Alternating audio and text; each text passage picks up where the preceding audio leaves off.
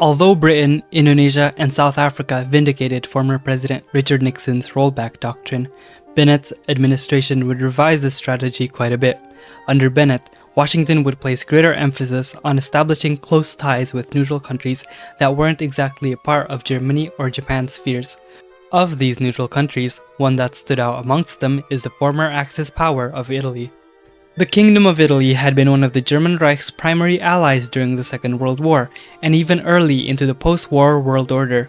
But cordial relations between the two countries deteriorated after the war, and even more so when the West Russia War erupted.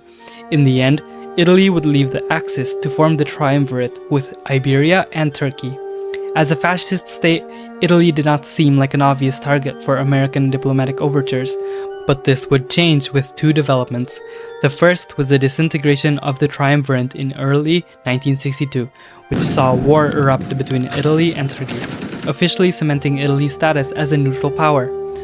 The second development was the democratizing reforms of Italy, announced all the way back in August 1963 by Duce Ciano in the Verona Conference.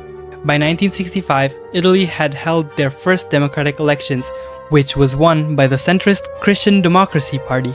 With a democratic government in power and their own alliance shattered, Prime Minister Aldo Moro declared that Italy would begin the process of formally joining the OFN to dissuade aggressive German posturing.